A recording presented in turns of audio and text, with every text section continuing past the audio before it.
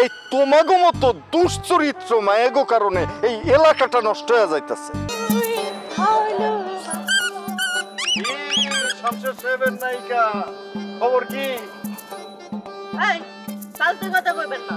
শামশের সাহেবকে খেতেরে আইছিনি না। খেতেরে আন্না চিনেন না? একটু আগে পুকুর পাড়ে বই আপনি যে মিটিং করি আসছেন সেটা কি আমি দেখি নাই? সব দেখছি। আচ্ছা আই বুঝি না, যেতের লাগায় কথা কইতে চাই না, হাতে জোর করি গায়ে হরি হরি কিল্লে বারবার আর লাগা কথা কইতে। হাতের কি কোনো লজ্জা শরম নাই নাকি? আমার যথেষ্ট লজ্জা আছে, কিন্তু শমশের সাহেবের ডার্লিং এর কোনো লজ্জা নাই।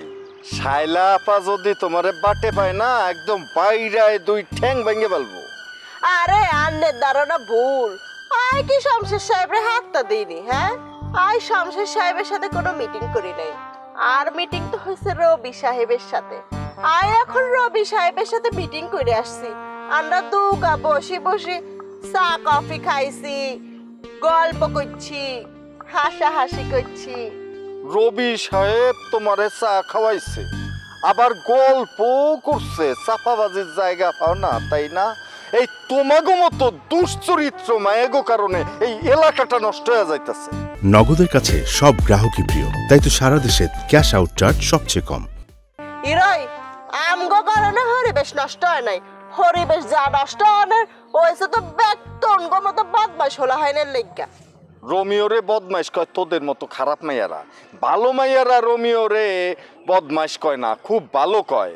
আমি তো কত মায়াগোর সাথে কাজ কইরা যাচ্ছি, কই তারা তো টু শব্দটা পর্যন্ত করে না। কোন কুক্ষণে যে তো গো দুইজনের সাথে আমার পরিচয় হয়েছিল, তুই আর ঝিলিক, দুই বান্ধবী। আর আই যে কোন দুঃখে তোর মতো বদমাশ হলার কাছে মেকআপ নিছিলাম, এই দুঃখে তার জীবন সার খার হয়ে যাইতেছে। বাড়ি যায় না, বোধহয় ভেঙে গেছে না? আমার সাথে যখন প্রেম আছিল তখন তো দেখতে অনেক সুন্দর আছিল, মানুষজন উকি দিয়াও তাকাইতো। আরে এখন চেহারাটা কি হয়েছে, পেতনির মতো হয়েছে। আয়না দিয়া দেখছেরি, এখন ভালো ছেলে তো দূরের কথা।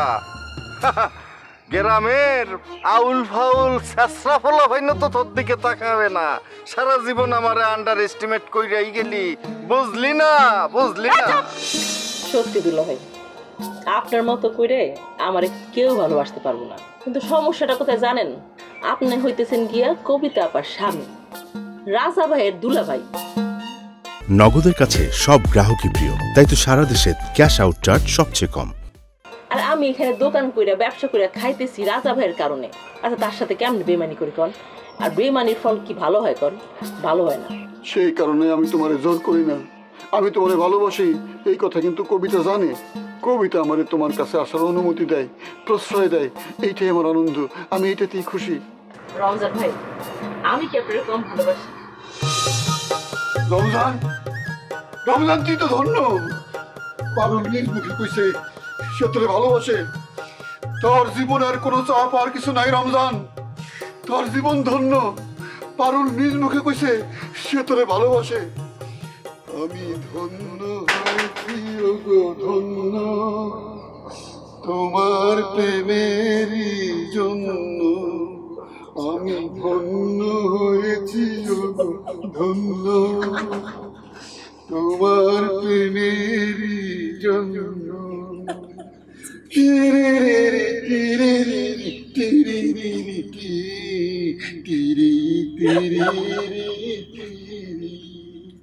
আমি ধন্য হয়েছি। রমজান ভাই থামেন থামেন।